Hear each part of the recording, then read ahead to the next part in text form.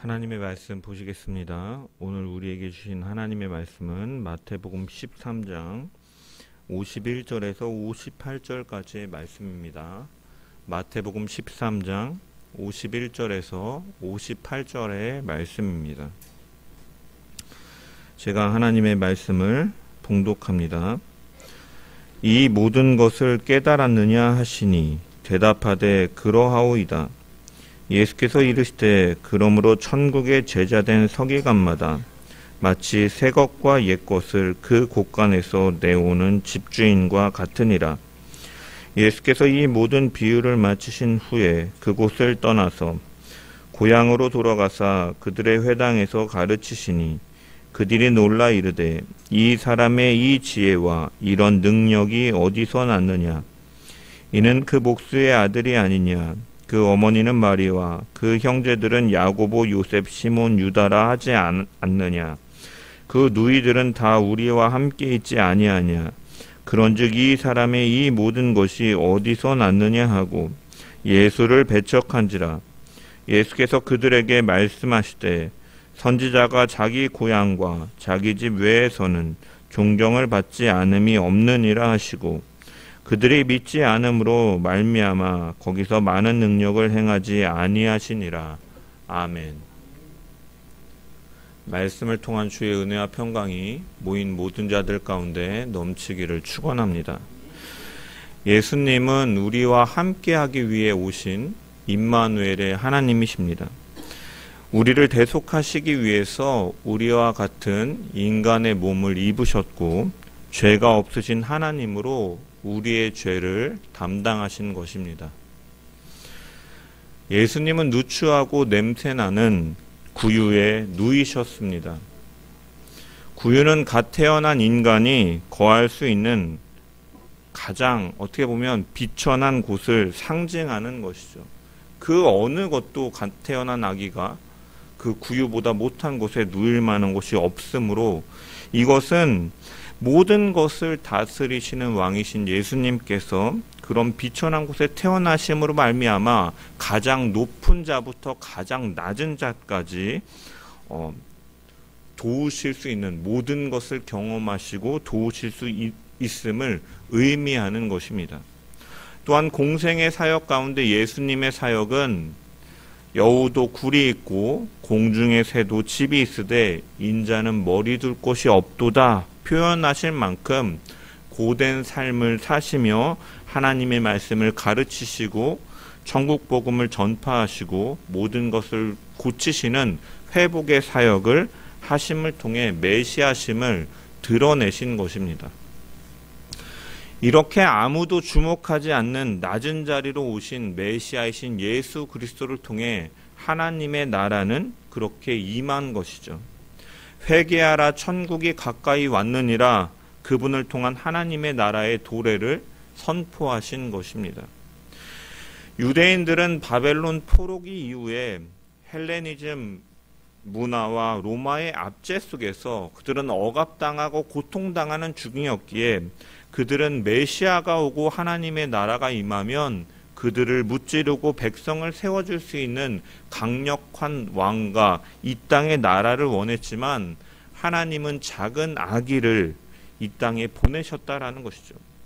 그 메시아의 사역은 작고 초라한 사역이었습니다. 그래서 이사야 선지자는 이에 대해 예언하기를 그는 주 앞에서 자라나기를 연한 순 같고 마른 땅에서 나온 뿌리 같아서 고운 모양도 없고 풍채도 없은즉 우리가 보기에 흠모할 만한 아름다운 것이 없도다라고 예언하고 있는 것이죠. 이것이 바로 작고 초라한 예수님의 시작이었고 그분을 통해 임한 하나님의 나라도 그러했다라는 것이요. 그가 통치하는 하나님의 나라에 대한 사람들의 생각은 곧 세상이 뒤집어지고 강력한 왕권과 군사력으로 강력한 그 다윗 시대와 같은 영광의 시대가 들어설 것을 기대하였지만 현실은 별반 달라지는 것이 없었다라는 것이죠. 예수님을 배척하는 자들의 핍박은 고조가 되었고 금방이라도 급변할 것 같은 하나님의 나라는 눈에 보이지 않았다라는 것이죠. 이에 예수님은 이러한 의문들에 대해서 천국을 비유로 7가지로 설명해 주신 것이죠.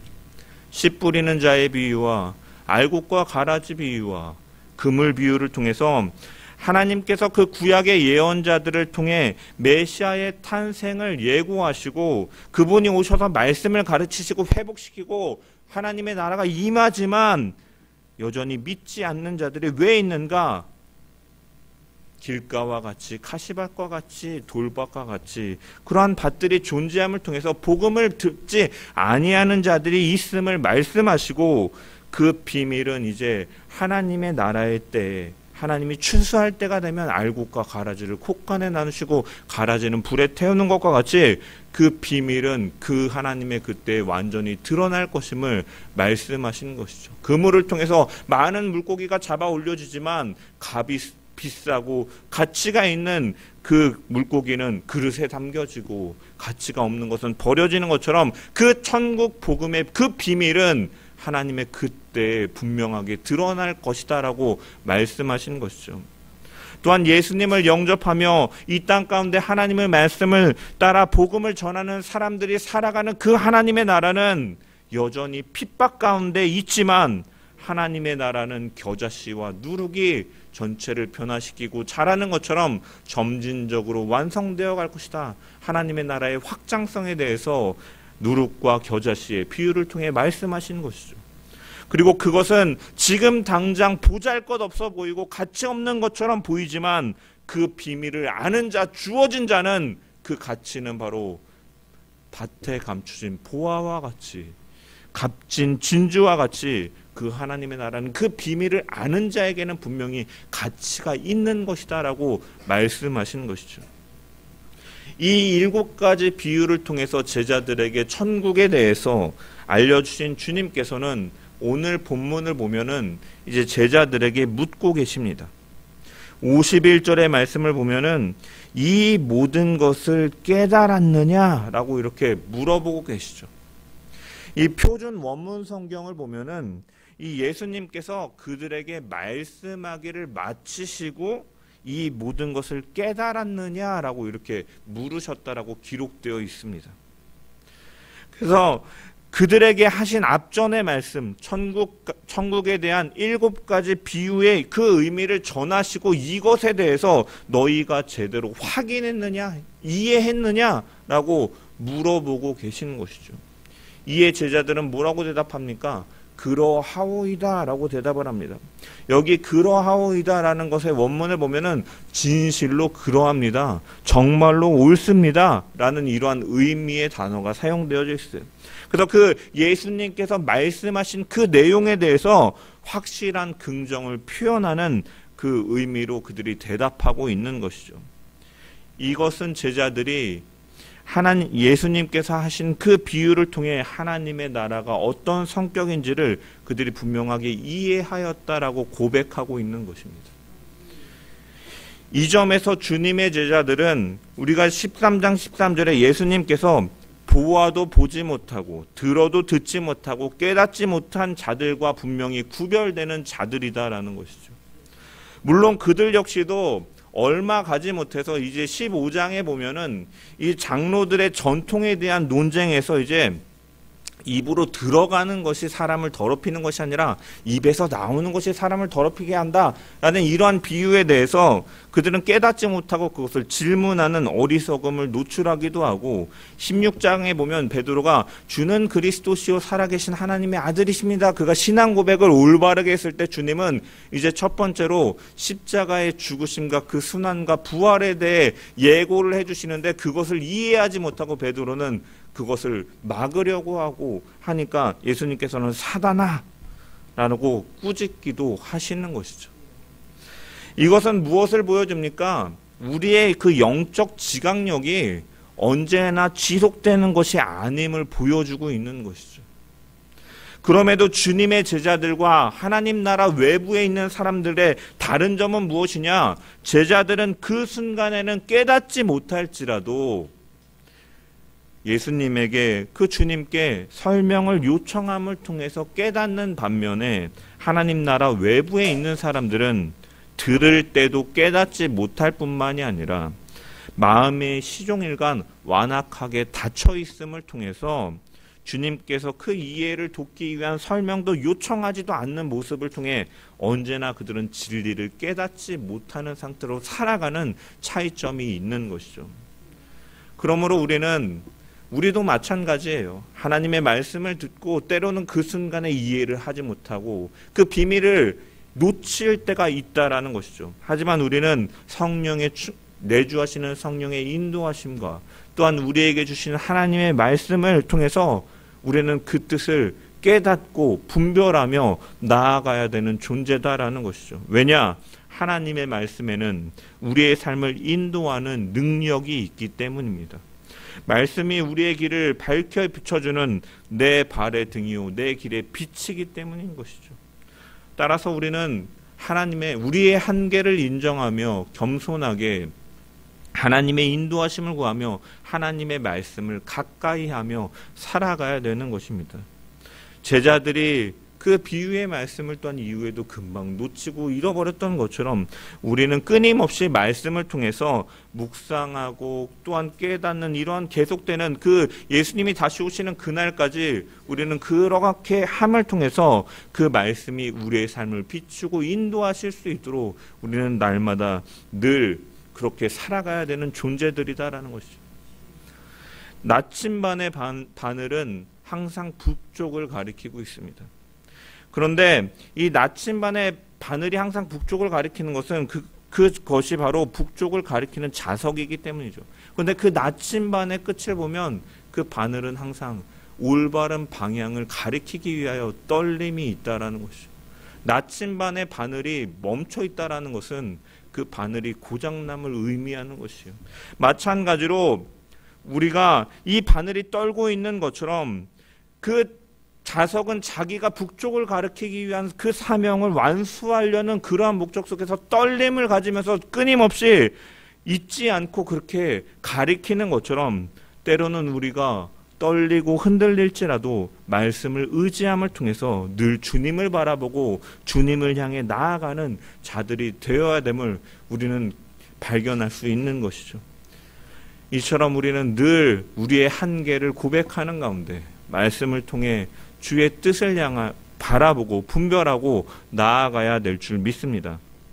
예수님께서는 이렇게 하나님의 나라의 비밀을 이제 깨달았다라고 고백하는 제자들에게 향해서 비유로 당부의 말씀을 하고 계십니다. 52절의 말씀을 보면은 예수께서 이르시되 그러므로 천국의 제자된 서기관마다 마치 새 것과 옛 것을 그 곳간에서 내오는 집주인과 같으니라 라고 말씀하고 계십니다.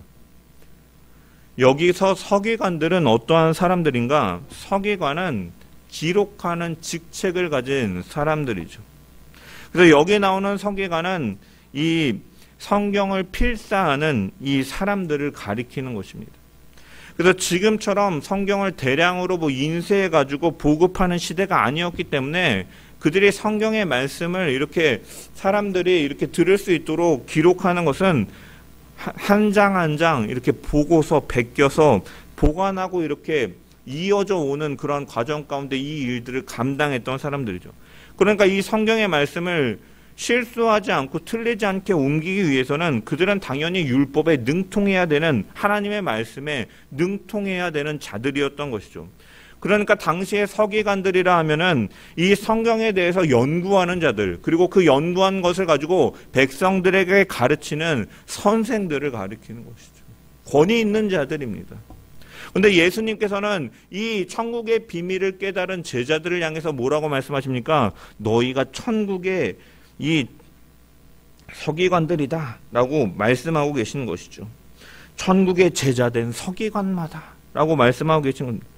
즉 예수님께서 말씀하시는 이 천국의 제자된 서기관은 이 모세 율법의 그 당시에 능통하고 가르쳤던 유대 서기관들을 가리키는 것이 아니라 예수님께서 가르치신 천국의 그 비밀을 성령을 통해서 깨닫고 천국 시민으로 살아가는 자들을 가리켜서 천국의 제자들, 하나님 나라의 진정한 제자된 서기관들이다라고 명명하고 계신 것이죠.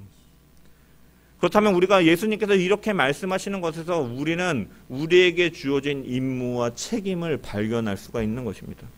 복음을 이해하고 하나님의 나라의 그 비밀을 알게 되고 받아들였다라는 것은 동시에 중요한 책임과 의무가 있음을 또한 깨달을 수가 있는 것이죠. 서기관들은 성경을 연구하는 최고의 권위자로서 그 말씀을 보존하고 그 말씀이 훼손되지 않도록 그들이 지키는, 안전하게 보호하는 책임을 가졌던 것처럼 우리는 하나님의 나라와 그 예수 그리스도에 대한 복음의 진리를 우리는 분명히 보호하고 수호해야 되는 임무를 가진 자임을 우리는 분명히 기억해야 되는 것이죠. 또한 그들이 연구한 말씀을 사람들에게 가르쳤던, 율법을 가르쳤던 것처럼 우리 역시도 복음의 진리를 가르치고 전할 책임이 바로 천국의 제자된 서기관들에게 있음을 우리는 분명히 깨달아야 된다라는 것입니다. 천국에 대해서 그 비밀을 아는 자들은, 천국 이 복음의 서기관들은 마치 새 것과 옛 것을 내오는 집주인과 같다라고 예수님께서는 말씀하고 계십니다. 그 당시에 유대의 서기관들은 율법을 지나치게 세분화해서 하나님을 잘 섬기게 한다는 것이 도리어 백성들에게 멍해와 짐이 되게끔 그들에게 지어졌을 뿐만이 아니라 정작 자신들은 그러한 행위는 있었지만 그 가운데 그 율법의 정신은 사라져버렸기 때문에 진정한 율법과는 동떨어진 모습 속에서 백성들에 대한 참된 가르침을 주지도 못했고 그들을 새롭게 하지 못한 사람들이다라는 거예요. 그 결과 하나님께서 주신 율법 속에 흐르는 하나님의 사랑과 그 구원의 은혜를 저버리고 마는 것이죠.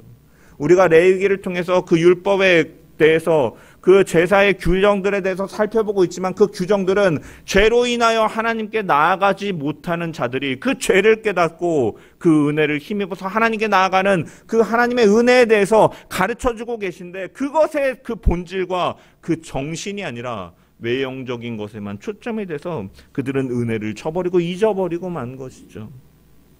그래서 여기서 말하는 옛것은 이 모세의 율법과 같은, 그리고 그것을 포함하는 하나님의 말씀을 가리키는 것이고, 새 것은 무엇입니까? 그것에 대한 참된 정신을 회복시키려 이 땅에 오신 예수 그리스도, 그분을 가리키는 것이죠. 십자가와 부활의 복음을 가리키는 것입니다. 그리고 이 옛것과 새것, 그 예수 그리스도와 이 말씀에 예언된 그 율법에 그 기록되어 있는 하나님의 공의와 인애가 만나는 것이 무엇입니까? 바로 예수 그리스도의 십자가인 것이죠. 인간의 죄를 대신 짊어지는 그 예수님을 말씀은, 율법의 말씀은 예언하고 있는 것이고, 예수님께서는 이 땅에 오심으로 말미암아 그 죄를 담당하시는 그 새 것을 보여주신 것이 바로 십자가다라는 것이에요. 그래서 예수님께서는 내가 율법이나 선지자들을 폐하러 온 줄로 생각하지 말라, 폐하러 온 것이 아니라 완전하게 하려 왔다라고 말씀하시는 것이죠. 그러므로 옛것과 새것에서 옛것은 단지 옛것은 낡아 빠진 것, 버려야 될 것만을 의미하지 않는 거예요. 새것이라 해서 옛것보다 더 낫거나 낫다라는 것을 의미하는 것이 아니다라는 거예요. 옛것과 새것은 하나를 가리키는 거예요. 하나를 가리키는 거예요. 그래서 이 말은 동시에 새로우면서 오래된 것들을 뜻하는 것이고, 원리는 오래됐지만 그 적용은 새로운 것을 가리키는 겁니다. 진정한 그 정신을 보내면서 그 새로운 것으로 나타내고 완성시키러 주님께서는 오셨다라는 것이에요. 그래서 주님께서 오셔서 한 일은 무엇입니까? 옛것과 새것을 만나게 하시고 새 언약을 세우시는 일을 십자가를 통해서 행하신 것이죠. 새 언약은 예수 그리스도의 죽으심과 다시 사심을 통해서 우리 죄인이 하나님 앞에서 의롭게 되는 그 은혜의 언약을 맺으신 것이죠. 마지막 저녁 식사를 하시면서 제자들과 예수님께서는 이 떡과 포도주를 나누면서 이렇게 말씀하시죠. 이 잔은 내 피로 세우는 새 언약이니 곧 너희를 위하여 붓는 것이다. 성찬식을 하시며 그렇게 말씀하시죠. 주님께서 흘리시는 그 피가 새 언약임을 말씀하고 계시는 것이죠. 이처럼 예수님은 십자가에서의 죽음을 대가로 치르고 우리의 죄를 속량하심을 통해서 우리가 하나님 앞에 의로운 존재로 설 수 있도록 그 은혜의 언약으로 그 십자가의 사건을 통해 새 언약을 세우신 분이십니다. 이처럼 이 예수 그리스도께서는 새 것과 옛 것을 천국 국간에서 내어오고 드러내고 보이는 것처럼 주님은 그러한 일들을 감당하셨고, 천국의 제자된 서기관들인 제자들은 그 집주인과 같이 옛 것과 새 것을 내어놓는 자들이 되어야 된다라는 것이죠. 이것은 십자가의 죽음과 부활, 하나님의 공의와 그 인애를 예수 그리스도를 통해 드러난 것을 너희는 옛 것과 새 것을 내어오는 집주인과 같다라는 것은 그 십자가의 죽음과 부활을 전하며 살아가야 되는 을 말씀하고 계신 것이죠. 옛것에는 내 이웃을 사랑하고 원수를 미워하라고 기록되어 있으면 그 미워할 수밖에 없는 원수를 사랑하도록 만드는 그 새 것은 무엇이냐? 바로 예수 그리스도이심을 우리가 믿는 가운데 그 삶을 드러내는 거예요. 율법을 행함을 예수 그리스도를 통해서 행할 수 있도록 그 새 것을 통해서 살아감을 통하여 그러한 하나님의 사랑과 그 은혜를 나타내며 살라라는 말씀이 바로 곳간에서 내오는 새 것과 옛 것을 내오는 사람과 같은 그러한 제자된 자의 삶인 것입니다. 어떻게 우리가 이것을 행할 수 있습니까? 예수 그리스도 안에서만 가능한 것이죠. 고린도후서 5장 17절의 말씀, 그런즉 누구든지 그리스도 안에 있으면 새로운 피조물이라. 이전 것은 지나갔으니 보라 새 것이 되었도다. 어떻게 새 것이 될 수 있습니까? 어떻게 새 것을 낼 수가 있습니까? 옛 것에서 어떻게 새 것으로 적용해서 낼 수가 있습니까? 오직 예수 그리스도를 통해서만 그 변화가 가능함을 말씀하고 계신 것이죠. 그러므로 우리의 삶이 날마다 새 것이 되기 위해서는 그 십자가의 사랑 가운데 살며 예수 그리스도의 십자가 사랑을 증거할 때 가능한 것임을 기억하며 우리가 천국의 비밀을 깨달은 자로서 옛 것과 새 것을 내어주는 그러한 자로 살아가는 저와 여러분 되기를 주의 이름으로 간절히 축원합니다. 이렇게 새 것과 옛 것을 내오는 삶은 천국의 비밀을 깨달은 예수님의 제자들이 살아야 될 삶임을 예수님께서는 비유로 말씀해 주고 계신 것이죠. 하지만 그 길은 어떠하냐? 결코 환영받지 못할 것임을 보여주는 것이 바로 이후의 내용들에서 등장하는 것이죠. 천국의 비유를 말씀하신 이후에 예수님께서 곧 고향에서 배척받으신 내용을 언급하는 것은 이러한 의미를 갖고 있어요. 너희가 천국의 제자된 서기관들로서 옛것과 새것을 내어주는 그 집주인과 같이 살아야 되지만 그 주인은 어떠했느냐? 그는 고향에서조차 배척을 받으시는 분이었다. 너희도 이렇게 사는 것이 결코 환영받지 못하는, 때로는 비천하고 천대받고 박해와 고난이 따르는 그 길이다. 하지만 그 길을 너희는 집주인 예수 그리스도께서 그렇게 하신 것처럼 그렇게 가야 된다라고 교훈하는 것이 바로 53절 이하의 말씀인 것이죠. 예수님께서 고향으로 돌아가신 목적은 무엇이었습니까? 고향으로 돌아가서 54절에 보면 고향으로 돌아가서 그들의 회당에서 가르치시니라고 기록되어 있어요. 천국 복음을 전하시기 위해서요. 하나님 말씀을 가르치시고 천국 복음을 전파하신 제자들에게 했던 것처럼 가르치시기 위해서 고향으로 돌아가신 것이죠. 바벨론 포로기 이후에는 유대인들은 성전이 없었기 때문에 그들은 그 지역마다 세워진 회당에서 하나님의 말씀을 배웠고 자신들의 민족적 정체성을 유지하는 일들을 가졌습니다. 그래서 포로기 이후에 돌아온 이후로도 마을마다 이제 회당을 중심으로 그들의 공동체가 운영된 것이죠. 그곳에서 이제 랍비들은 하나님의 말씀 성경을 가르쳤습니다. 그래서 사도행전을 보면 바울이 복음을 전하기 위해서 가는 곳마다 어디를 찾아갑니까? 유대인들이 모여있는 회당에 찾아가서 그리스도의 복음을 전하였던 것이죠. 예수님께서는 베들레헴에서 탄생하셨지만 이제 애굽으로 피신 가신 이후에 나사렛에서 이제 시간을 보내시고 사시다가 이제 공생의 사역을 시작하실 무렵에 이제 가버나움으로 이주하시면서 가시는 것이죠. 그렇기 때문에 이 나사렛이라는 곳은요, 예수님에게 고향과 같은 곳이고 그곳은 바로 함께 자란 친구들이 있는 곳, 그리고 살면서 알게 되고 사랑을 나누었던 이웃들이 존재하는 곳이다라는 것. 그런 곳이었기 때문에 얼마나 예수님께서 그들을 애틋하게 여기시며 천국 복음을 전파하셨겠습니까? 알고 지냈던 예수님이 돌아와서 회당에서 그들에게 말씀을 가르치실 때 그들은 내가 아는 예수가 돌아왔네? 제가 랍비도 아닌데 하나님의 말씀을 가르치네? 하면서 주의 깊게 들었을 것이에요. 그리고 그 내용에 놀라게 되죠. 그래서 그들은 54절과 55절의 말씀을 보면은 그들이 놀라 이르되 이 사람이 이 지혜와 이 능력이 어디에서 났느냐? 조용히 해주세요. 이 사람은 그 목수의 아들이 아니냐? 그 어머니는 마리아 아니냐? 그 형제는 야고보, 요셉, 시몬, 유다가 있지 않느냐? 형편을 잘 아는 거예요. 예수님이 누구신지 아는 자들인 거예요. 여기서 목수의 아들이라는 표현을 보면 원문을 보면은 정관사 호가 붙어 있어요. 그 아들. 그래서 그 목수라는 말로 그 목수의 아들이라는 말로 그 예수의 부친이었던 요셉에 대해서도 그들이 잘 알고 있었다라는 것을 암시하고 있어요. 그리고 그 모친 마리아 아니냐 하면서 그 어머니도 우리가 안다. 그 형제들은 누가 있지 않느냐 하면서 그 가정에 대해서 잘 안다는, 쉽게 말해서 밥숟가락 하나 몇 개까지 있는 줄 안다라고 말하는 관계의 자들인 것이죠. 당시의 유대의 풍습에 의하면 가장의 직업은 대대로 계승되었습니다. 그래서 이 예수님께서도 이 육신의 부친이었던 요셉의 일을 계승해서 아마 그가 공생의 사역을 시작하시기 전까지는 목수로서 이 일을 감당하셨을 거라고 보는 것이 학자들의 일반적인 견해이죠. 그래서 마가는 나사렛 사람들이 예수님을 가리킬 때 이 사람이 마리아의 아들 목수가 아니냐 이렇게 수군거렸다라고 기록하고 있죠. 마태복음에서는 그 목수의 아들 요셉이 목수였다라고 사람들이 말하고, 마가복음에서는 마리아의 아들 목수 예수 아니냐, 예수님이 목수가 아니냐라고 말하고 있는 것이죠. 이런 표현들은 뭘 가리키냐면 그들이 예수님을 잘 알고 있었다는 표현이기도 하지만 그가 가르치는 그 말씀의 그 권위를 사실은 전혀 인정하지 않다라는 의미이기도 하다는 거예요.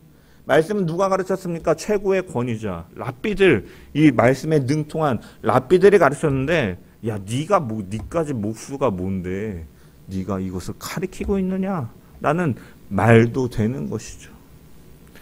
우리가 여기서 잠시 번외로 생각해 볼 것이, 우리가 이 단락에서 우리가 예수님의 가족 구성원을 우리가 정보를 파악할 수가 있어요. 복음서를 보면은 이제 예수님의 그 어린 시절 외에는 이 요셉의 이름이 성경에 그렇게 등장하지 않습니다. 그래서 오늘 본문에서조차도 나사렛 사람들은 이 말을 할 때 요셉이라는 말보다 그 목수라는 말로 칭하고 있죠. 이것은 무엇을 가리키느냐? 예수님께서 이 육신의 몸, 인간의 몸을 입고 이 땅에 오셨지만 그 하나님의 아들이심을 드러내야 될 성경의 기자들은 이 예수님의 육신의 아버지인 요셉을 계속해서 등장시킨다면 이것이 오해를 불러일으킬 수도 있기 때문에 의도적으로 언급하지 않았을 것이다라고 학자들이 해석하기도 합니다. 요셉의 역할은 무엇이냐? 당시에 그 구약의 예언과 같이 다윗의 자손으로 메시아가 오신다라는 것을 드러내기 위한 하나의 통로로 등장하는 것이고, 그것은 단지 인간의 아버지로서 요셉은 하나님의 아들을 어릴 동안 보호하고 양육해야 될 의미를 지닌 사람인데, 그 이상으로 비중이 불필요하게 커진다면 메시아 하나님이신 그분을 오해할 수도 있기 때문에, 그 신성을 오해할 수도 있기 때문에 의도적으로 언급하지 않았다라고 보는 것이죠. 또한 요셉이 또한 성경에 이렇게 기록되지 않은 것에 대해서는 그가 일찍이 죽었기 때문이다라고 보는 것이 또한 일반적인 견해입니다. 여기 나사렛 사람들의 말 속에서 요셉이라는 이름 대신 그 목수라고 언급되는 것도 그가 죽은 사람이기 때문에 그렇게 말하고 있다는, 살아있으면 요셉의 아들 예수가 아니냐라고 말했을 텐데 그 목수, 옛날에 그 죽었던 그 사람 있잖아, 그 목수라고 말하고 있다라고 보는 것이죠. 그래서 요셉은 아마 일찍 죽었을 것이다라고 보는 게 성경학자들의 일반적인 해석이에요. 그리고 또한 예수님에게 4명의 남동생이 있었다라고 본문은 정보를 제공하고 있습니다. 이들은 처음에 예수님의 사역을 못마땅하게 생각하고 믿지 않던 사람들이었지만 나중에 부활하신 이후에 예수님을 믿게 되었어요. 그래서 이 중에 나오는 야고보는 나중에 보면 야고보서를 기록한 자이고, 초창기 예루살렘 교회의 지도자로서 유대인들의 큰 존경을 받는 사람이 된 것이죠. 다른 동생들에 대한 것은 알려진 것이 없지만 이 유다서를 기록한 것이 이 예수님의 형제 유다였다라고 보는 견해가 있기 때문에 역시 그 역시도 나중에 교회의 지도자로서 활동했을 것이다라고 보는 것이죠.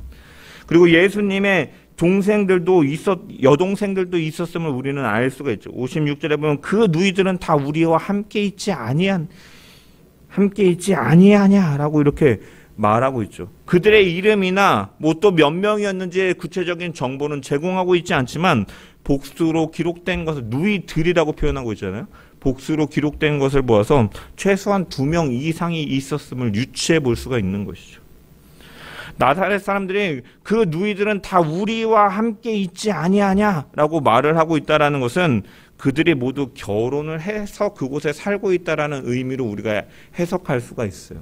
왜냐? 예수님께서는 그 어머니와 그 형제들과 함께 이제 공생의 사역을 시작하는 무렵에 나사렛에서 가버나움으로 이주를 하시는데 여동생들은 나사렛에 남아있다라는 것은 그것을 설명할 수 있는 타당한 근거는 이제 그들이 결혼해서 가정을 꾸렸기 때문에 그들은 그곳에 남은 것이라고 우리가 해석할 수가 있는 것이죠. 근데 이 점이 왜 언급을 하느냐? 이 가톨릭 교회에서는, 이 천주교에서는 여기 언급된 예수님의 형제들 그리고 여동생들, 자매들을 예수님의 그 이복 형제 자매들이었다, 혹은 이 사촌간이었다라고 이렇게 해석을 합니다. 하나님의 아들을 잉태하고 낳은 그들이 말하는 이 성모께서 요셉과의 사이에서 자녀를 낳았다라는 것은 그 성모의 동정녀성에 대한 모독으로 해석하기 때문에 이것을 예수의 형제라고 말하는 것이 아니라 요셉이 마리아를 결혼하기 이전에 전처에게서 낳은 형제들이다, 혹은 사촌들이다라고 주장하는 것이죠. 그래서 다른 이 형제들을 그렇게 해석하는 것인데, 그래서 그렇게 만약에 예를 들어서 전처의 로부터 낳은 이 형제들이었다면 그들은 모두 예수님보다 형이 될 것입니다. 그런데 요한복음을 보면 예수님께서 어머니와 형제들과 제자들을 모두 데리고 가버나움으로 이사하셨다라고 기록돼요. 예수님께서 주체가 되어서 이렇게 그들을 데리고 이주하셨다라고 기록되어 있는데, 만약에 전처의 소생들이고 나이도 많은 형님들이시거나 아니면은 직계 가족이 아닌 사촌들이었다면 예수님께서 그 어머니가 그들을 데리고 다닐 이유가 없죠. 이미 성장한 자들인데, 그리고 사촌이라면 관계가 없는데 그들을 데리고 다닐 이유가 없다는, 사실은 그렇기 때문에 우리는 이것을 통해서 예수님의 형제라고 보는 것이 맞다라는 거예요. 마리아가 동정녀로서 예수님을 낳은 것은 구약에 예언된 대로 성령으로 메시아를 잉태된 것이고 예수님께서 원죄가 없으시다라는 것을 강조하는 부분이지, 그 이후에도 그녀는 평생 동정녀로 살았다라는 것을 말하는 것이 아니다라는 것이죠. 그래서 가톨릭은 그럼 왜 이렇게 주장을 하느냐? 그들은 마리아를 그 동정녀성을 강조하는 것은 뭐냐면 마리아 역시도 원죄가 없는 사람이었다라는 것을 주장하기 위해서요. 마리아가 원죄가 없이 예수님을 가졌기 때문에 예수님이 원죄가 없이 태어나셨다라고 주장하는 것이죠. 그래서 그는 어디까지 나가면, 그래서 마리아는 원죄가 없는 상태에서 예수님을 임신하였다라고 말하고, 마리아는 그렇기 때문에 죽음을 보지 않고 승천했다라고 교황은 또한 주장하기도 하고, 그래서 그녀가 예수 그리스도와 우리 사이에 중보자가 된다. 가나의 혼인잔치에서 이 예수님과 종들의 사이를 중재해야 했던 것처럼 마리아의 이름을 통해서 예수님 기도하고 예수님이 또 우리의 중보가 돼서 하나님께 나아가는 한 단계를 더 말하는 거예요. 그래서 성모 마리아에게 기도하잖아요. 그들은 기도하는 것을 보면은 예수님의 이름으로 아버지께 구하라고 예수님께서 말씀하셨는데, 성모 마리아를 통해서 그 성모 마리아를 중보자로 여기면서 중보자를 한 명 더 세워가지고 기도하는 것이죠. 하지만 중보자는, 성경에서 말하고 있는 유일한 중보자는 예수 그리스도밖에 없으신 거죠. 그래서 제가 설교를 좀 미사에서 말하는 그 말씀들을 좀 찾아보다 보니까 그 마리아를 교회의 보호자로까지 이 설교 제목에 이렇게 교회의 보호자 대신 성모 마리아 탄생을 기념하는 축일에 뭐 이렇게 드려진 미사였던 것 같아요. 그런 내용도 나오더라고요. 그래서 이것은 잘못이죠, 사실은. 하나님께서는 예수 그리스도 외에 그 어떤 자도 다 모든 인류가 다 죄 아래에 있다라고 성경은 선언하고 있고 예수 그리스도에 다른 중보자가 없다라고 말씀하고 있는데 그것을 주장하고 그렇게 만들기 위해 해석하는 것은 사실은 잘못된 것이죠. 조금 벗어났는데 어쨌든 이 부분에 대해서 분명히 언급해야 될 필요가 없기 때문에 말씀을 드리고, 어쨌든 이 예수님은, 메시아로 오신 예수님은 고향에서 배척을 당하셨습니다. 예수님은 선지자가 자기 고향과 자기 집에서 존경을 받지 못한다라고 이것을 경험하시면서 말씀하고 계시죠. 예수님이 오신 목적은 사람들에게 하나님의 임재와 그 나라의 초대를 위해서 오셨지만 그 동네 사람들은 어떻게 보면 그 예수님과 가장 가까이 밀접해 있으며 가장 먼저 천국의 복음을 들을 수 있는 특권을 가진 사람들인데 그들은 끝내 천국을 배척하는 자들로 남아버리고 만 것이죠. 예수님과 그렇게 가까이 있고 알고 있었음에도 그들은 예수님을 환영하지 못하고 예수님은 환영받지 못하는 존재가 되셨다라고 말씀하고 있는 거예요. 이 이야기가 이렇게 천국의 제자된 서기관마다 마치 새 것과 옛 것을 그 곳간에서 내오는 집주인과 같으니라는 말씀 뒤에 배치된 것은 마찬가지로 천국의 비밀을 가지고 살아가며 새 것과 옛 것을 내어놓는 삶을 살아가는 우리들 역시 그 천국의 곳간을 여시고 우리에게 옛 것과 새 것을 내어주신 예수 그리스도처럼 사실은 그렇게 살아가는 것이 환영받기보다는 배척과 환난과 어려움을 겪을 수 있음을 성경은 말씀하고 있다라는 것입니다. 하지만 그럼에도 불구하고 우리는 그곳의 가치를 아는 자로서 보화가 감추어진 그 밭을 알고 난 이후에는 그 사람이 모든 소유를 다 팔아 그 밭을 사는 것처럼 극히 값진 진주를 만나고 그것을 얻기 위하여 자기의 모든 것을 다 팔아서 그 진주를 사는 것과 같이 충성되이 믿음으로 순종하며 그 하나님의 나라를 살아가는 자들이 되어야 되고, 또한 그 옛것과 새것을 내어주시는 그 새 것으로 바꾸시는 그 예수 그리스도의 십자가의 복음을 전하며 내 삶 가운데 그 십자가의 사랑을 나타냄을 통하여 복음을 드러내는 삶을 사는 우리 모두가 되어야 될 줄 믿습니다.